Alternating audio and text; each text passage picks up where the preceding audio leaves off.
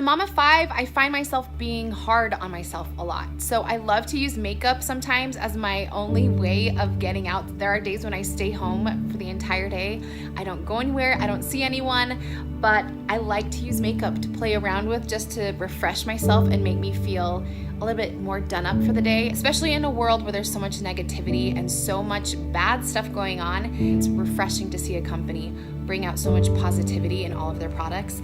And I just love the whole idea behind the company. So congrats to Shine Cosmetics for having such a wonderful, wonderful products and company. Hi, and welcome to the I Am Mom Summit. My name is Jori Reid, and I'm so honored to be speaking with you today. I just want to share a little bit with you about who I am and the experiences I've had that have shaped me into being the mom I am today.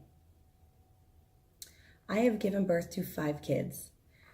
They're currently a 10-year-old girl, a set of 8-year-old twin girls, a 5-year-old boy, and an almost 2-year-old boy. Today, we're going to talk about motherhood through the eyes of adoption. Now, some of you may be wondering, how are adoption and motherhood even connected, right? Well, I want to share a story with you. This is motherhood. I was brought into this world by a young 18-year-old girl who did what she thought was best for me by placing me for adoption. She loved me unconditionally, and she never forgot about me. What more could I ask for? She is my birth mom.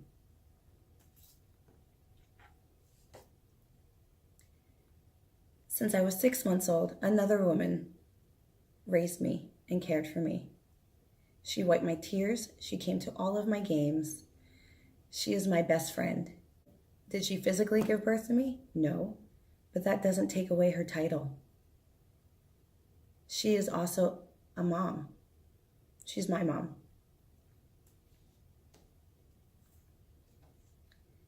This is also motherhood. I had an unexpected pregnancy when I was 21 years old. It rocked my world. I thought my life was completely over. And very shortly into my pregnancy, I decided to place her for adoption. As she grew inside me, so did my love for her. And I thought I was doing the best thing for her and I at that time. I love her unconditionally. And I have loved watching her grow into this amazing, awesome, talented, super funny young woman. So yes, I gave birth to her. I'm her birth mom. But she also has another mom. The woman she said her first words to, the woman she took her first steps to, the woman that drives her to all of her activities. That is also her mom.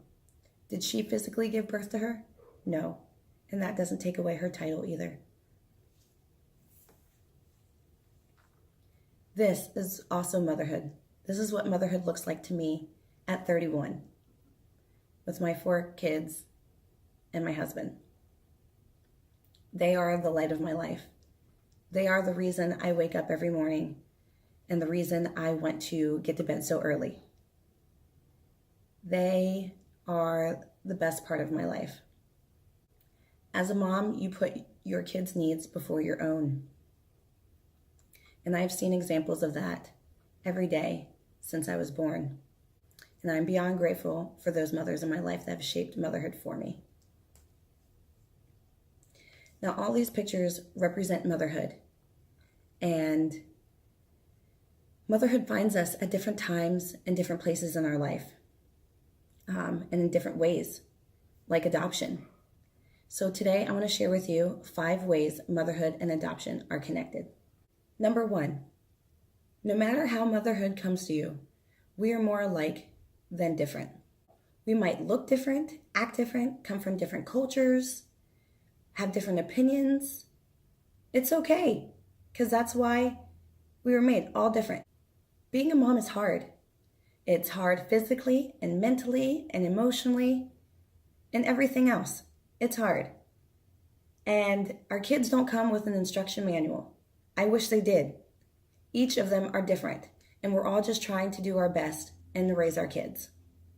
So whether you have breastfed your baby until they were 1, or you fed them formula, or whether you co-slept with your baby until they went to school, or whether they had their own room since they were born, we're all so unique and different, and that's what makes us special, and that's why we share with each other and connect, because we're all unique, and we get it. As moms, we get it.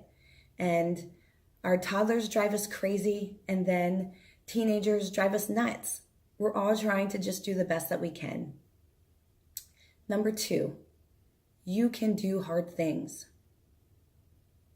Like I said, motherhood's hard, and so is life.